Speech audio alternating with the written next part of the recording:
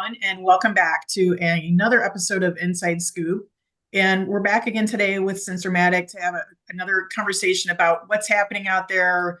And this conversation is a result of some curiosity, right, about what's happening with EAS out in the real world. What are retailers considering? What are they thinking about? There's been some rumors flying around that people may be thinking about pulling EAS out of their stores. And so we wanted to get to the root of it and find out what was really happening. So got together with Sensormatic and conducted a survey. And so we got some really interesting results back that we're going to talk about today in depth.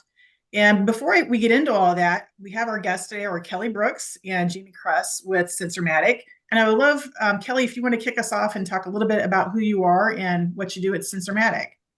Sure. My name is Kelly Brooks. I'm the Business Development Manager of Merchandise Protection Solutions for Sensormatic.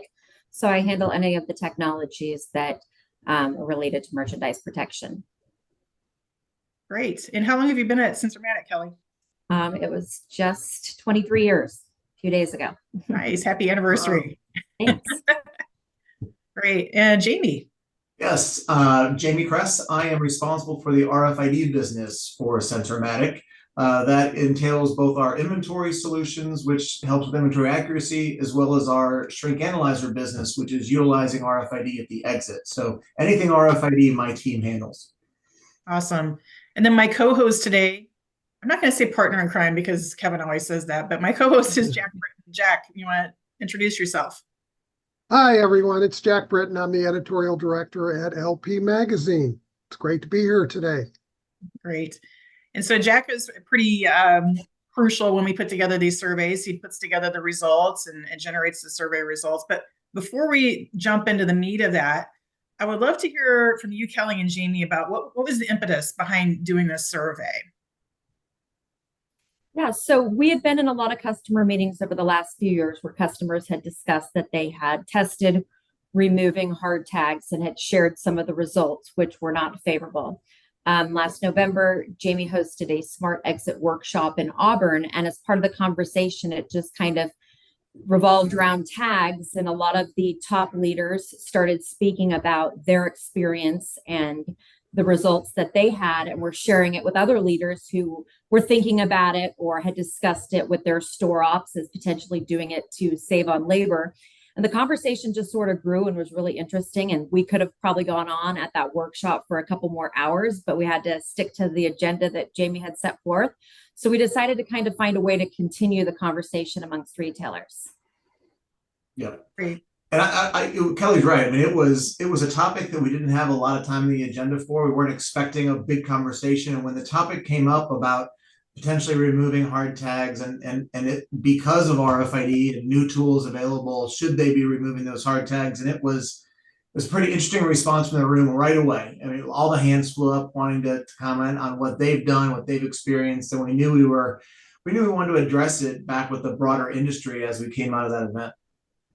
Yeah, I think one of the things that retailers are really good about is performing tests. They test everything, especially when there's pressure on labor, from operations to reduce and find some savings.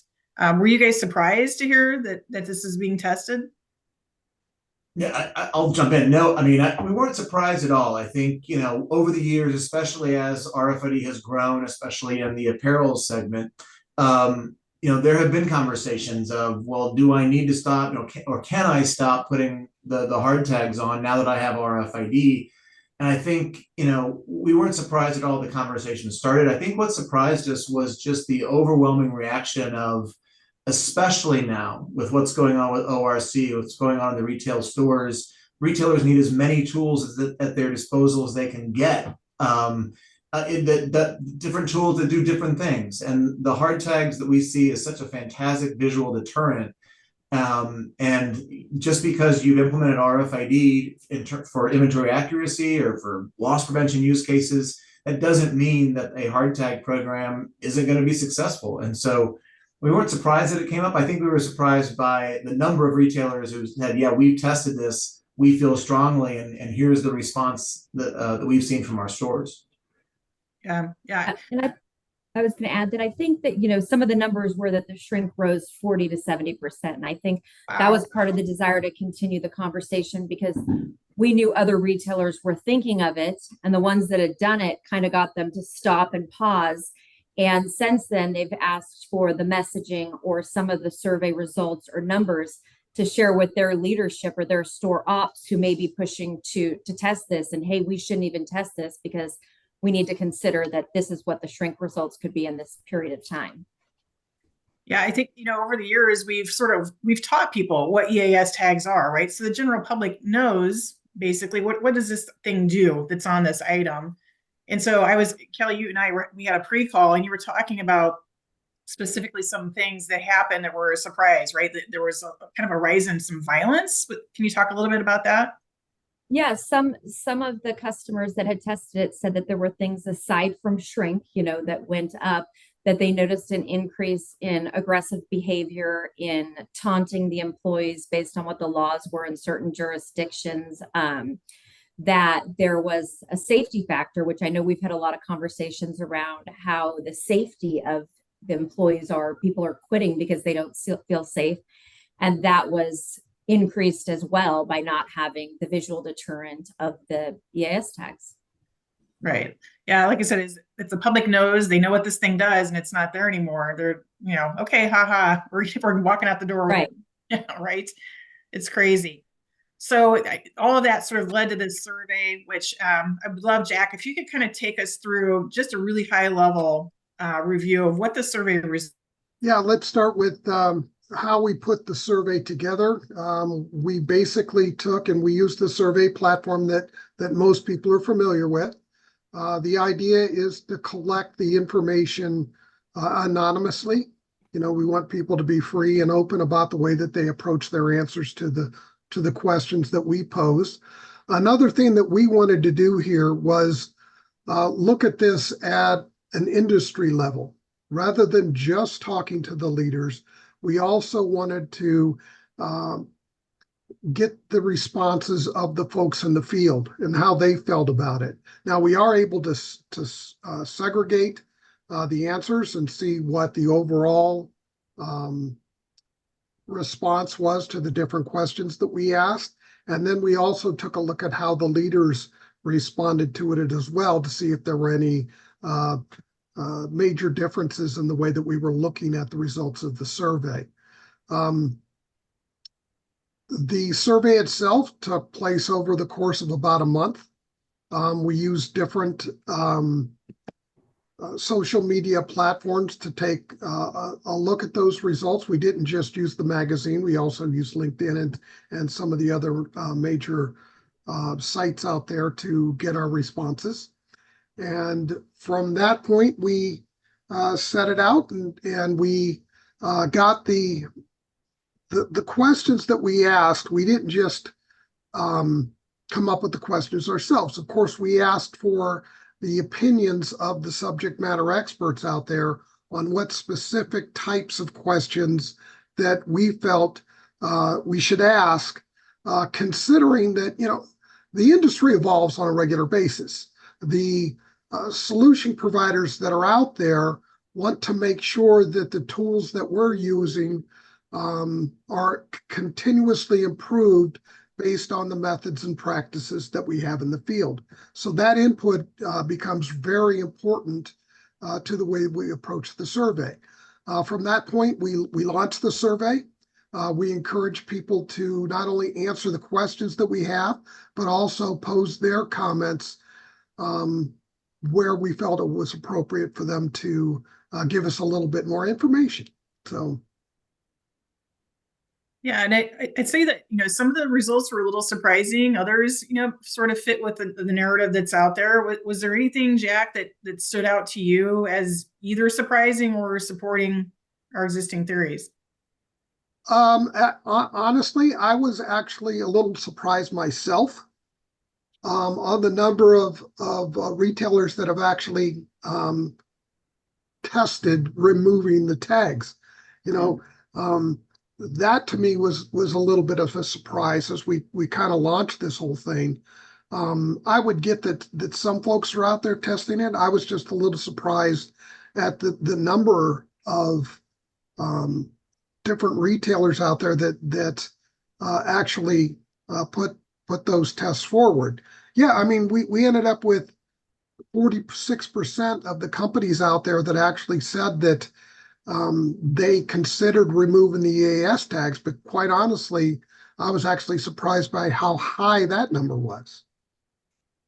Right. Any surprises, Jamie or Kelly, for the two of you? Yeah, I'll say, I agree with what you're saying, Jacque. I think we hear a lot about retailers who are testing removal of the hard tags. I think it goes straight back to labor. I mean, with the labor model in these stores, the retailers are challenged with you're damned if you do, you're damned if you don't, right? You want to extend the labor to put those hard tags on because you realize the importance of it, but you just have limited labor. And where do I allocate that labor most effectively? Is it on selling? Is it on replenishing? Is it putting on these tags or is it making omni-channel picks? And oftentimes they can't do it all with one or two people in the morning to open up a store. So we hear about it a lot. And from where I sit in the RFID space, a lot of what we provide is data. It's not tangible, right? And it's great information, and we love the information coming out of these, out of these smart exits and out of RFID. But on the bad side of it is there's no visual deterrent. They see the same old pedestals they've always seen or overheads. They still see the video. And the importance of having that visual deterrent of these hard tags is what has really, in the last 3 years especially, become important. And that's where Kelly spends all of her days, is talking about how do I protect this merchandise with the visual deterrent as well as all the other deterrents that we have our hands in. Well, the other thing that I would point out, Jamie, is looking at the results. There were a lot of positive things that I saw as well when you start looking at things.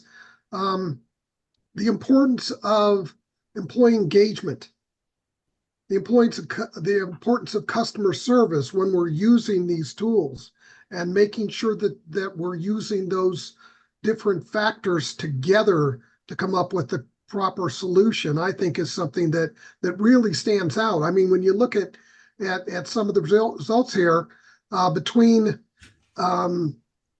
extremely important and important, we had about 98% of respondents that felt that it was extremely important that we supported the tools through the different customer engagement practices that we have. And customer service obviously is a big part of that as well. So just like any solution out there that we have, it becomes really clear when you look at the survey that the results of a particular solution also requires the appropriate engagement of the customers and the associates, and putting it all together to make sure that a solution is most effective. Good point, Jacque. Kelly, what about you? Did you see anything that surprised you? Yeah, no, I would say, some of it I'd heard because I'm very close to this, right? But I think that what was, the key takeaway is, retailers are trying to find a way to integrate all these current LP solutions that they have and maximize the benefits, and then eliminate technologies that they may not need. And we're kind of at a pivotal point where most of our customers are now at least exploring or having the conversation around RFID, which is they're looking at, how do we implement this? Do we need this technology if we're going to have RFID? And I think the takeaway was that, yes, you still need the visual deterrent, but exploring, does it make sense for certain retailers? It may make sense to use a dual tech hard tag. For others, it may not. It depends on their past investment. If they've already made a substantial investment into EAS, you're not going to want to just get rid of it. So I think that that's kind of where the conversation's at. And, not all retailers are going to be the same, but what makes the most sense for each retailer. And that's why, Jamie's team and my team tries to work together with each customer, because no two situations are alike on what's best for the customer. And Kelly and I talk a lot about this because, we'll go in and do surveys of stores, and we'll see merchandise locked up, right? We all see it in every store, especially in certain markets where there might be more of an ORC problem than others. And even where we sit at Sensormatic, we understand the challenge. It's a razor thin wire between, how do I protect my merchandise? How do I protect my employees? How do I but still give access to the shoppers to the merchandise that they want to look at and feel. And that's kind of the challenge that we have with talking to every retailer we meet with is how do we give you the right mix of security without taking away the ability for the customer to touch and feel the merchandise that they want to buy? And it's getting harder and harder for retailers to figure out where is that happy medium. Agreed, 100%. And, one of the questions we asked too, we were asking about what other measures have you taken to mitigate the possible removal of EAS tags or labels? And some of these solutions could be pretty expensive, right? So added cameras, added technology like AI and things like that could be quite expensive. I would argue that EAS tags, which are already in store, might be one of the least expensive ways to help deter your theft, right? It's once you put it on there, there's no more labor involved. It sits there. There might be a little bit of labor when it's removed at the end, but I think it's probably one of the lowest cost ways you could prevent theft. Yeah, absolutely. I mean, it is the greatest first line of defense for sure. And I think that's we talk a lot about what are all the tools that a retailer has at their disposal to help reduce shrink and to help deter would-be theft. And it's a mix. There's no perfect, one strategy by itself is not going to be the perfect strategy. So we work closely with each retailer to understand what's their store environment, what's their current staffing levels, and what are the right mix of tools. And what I found years ago when RFID first started, there was the hope or the promise that, oh, well, now that we put RFID on things, we can do away with hard tags eventually, and we can utilize some of that budget. And that was an active conversation 7 years ago. And what we've learned today, and unfortunately, crime and shrink has increased substantially since those days, is those two things can and should operate in a complementary fashion. You don't need to choose, am I going to go RFID or am I going to go to a visual deterrent hard tag? They both serve, quite frankly, very different purposes at different times in the customer journey. RFID is largely a post-event analysis, looking at data, looking to close more cases on a faster way. The hard tag, however, and the other merchandise protection strategies in the store is around how do I actually stop this item from initially being stolen. So I think those things can operate in a complementary fashion and should. And there shouldn't be a discussion going on of, well, we decided to go with RFID, so now do we need to get rid of these hard tags? Agreed. I think one of the questions they asked, what do you think is the biggest game-changing tool coming? And RFID was right up there with some other technologies. I think AI was one. Kelly, do you agree with Jamie? Do you see these two tools working together?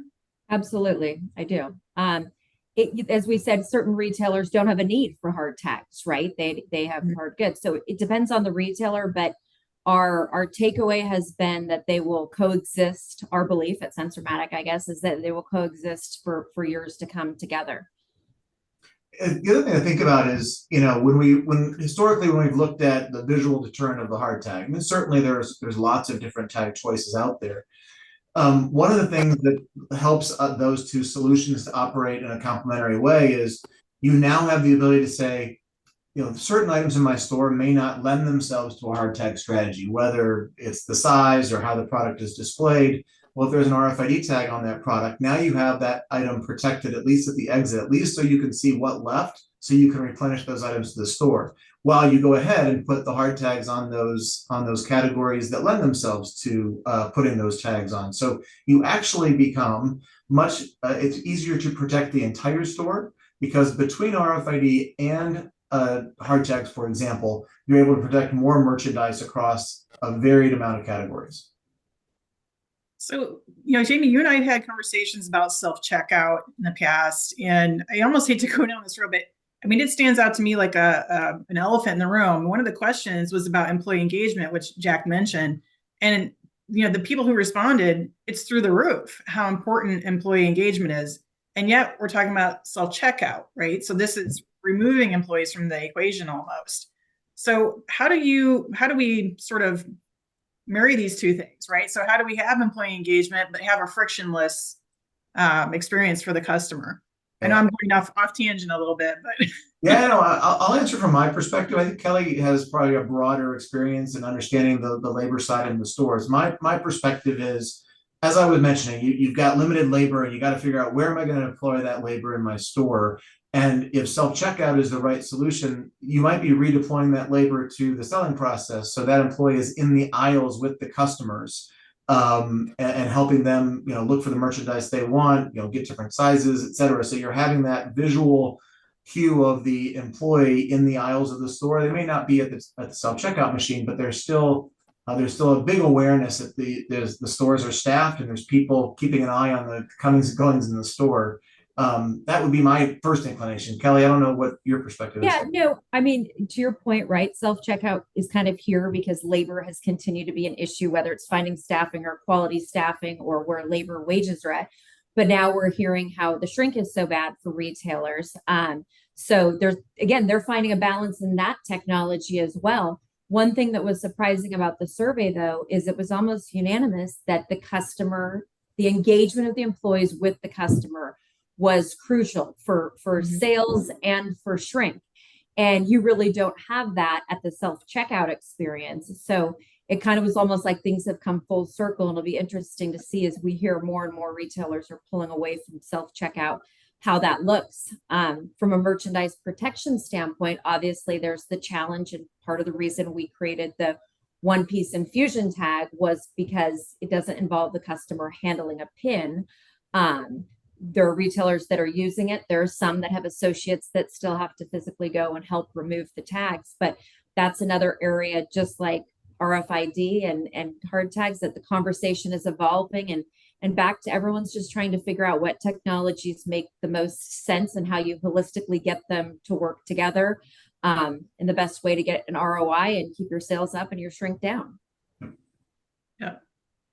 I would ask how exactly for those out there that aren't as familiar with the field people, let's go there.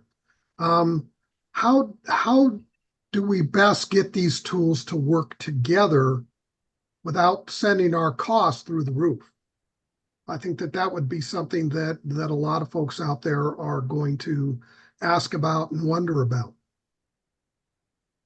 Yeah, I think, just like retailers are actively testing the removal of tags, and we know the results of how that has worked out. I think evaluating how running pilots with customers has been really beneficial. Going into a retailer setting and saying, okay, what are the objectives that you're trying to get across here? Are you trying to minimize labor impact? Are you trying to be more restrictive in certain stores where you're seeing a rise in ORC? There's not a one-size-fits-all strategy. So piloting and testing different mixes of solutions is really key. Kelly mentioned our Smart Exit workshop.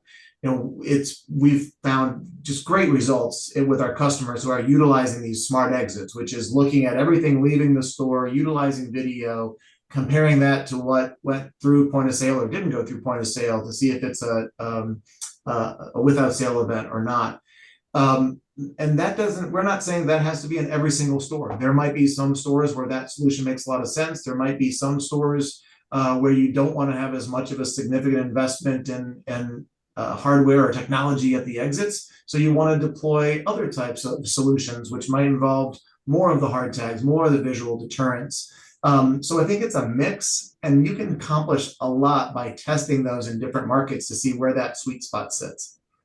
So it also sounds like you're saying, rather than just coming up with a blanket solution, they really need to work with you to figure out what works best based on their specific environment, the company culture, the products that they're selling, all these different factors that come into making those decisions.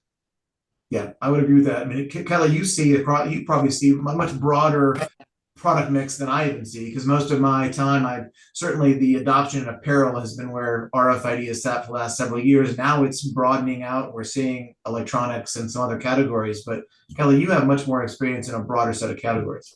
Yeah, absolutely. But Jamie, to your point on the proof of concept, like one thing we're doing with several retailers is you don't have to roll out RFID and tag everything in the store. We have, for example, we're doing one pilot with a retailer and it's only their high shrink items over a certain threshold. Certain retailers are easier to work with because maybe at their distribution center, they already segregate those high shrink items. So just those will get the label on it at the distribution center. But really, we just try to Jamie's point, work with them and say, what are your objectives? What is your budget? What current solutions do you have? And try to figure out what makes the most sense on their goals and, their needs. The other thing, one other thing I'll say, Jacque, I was saying you don't need to put the smart exits in every store, but what has been interesting in our broadest evaluation of our shrink analyzer solution is it brings to light areas of shrink that we didn't know were happening at certain times of day. So you can all of a sudden be looking at a store, you knew you had a shrink problem, but you didn't necessarily know when it was happening, how it was happening. And all of a sudden, using RFID technology, you can start to see we're having a lot more shrink occur between 10 a.m. and noon than we ever thought. We would have assumed it was maybe later in the day when you had a different staffing level than you do at the opening of the store.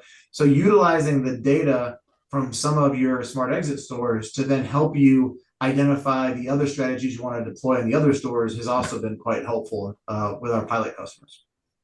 So the biggest thing you guys have going for you too at Sensormatic is just all of your years of experience. I mean, you know how to run a proof of concept. You can advise the customer on what's the best way. And it's amazing, just, coming from solution provider side myself, how many retailers don't really know how to run a really good proof of concept. Setting up control stores, making sure that you're comparing like to like. Those are all really important things in order to support the numbers at the end, right?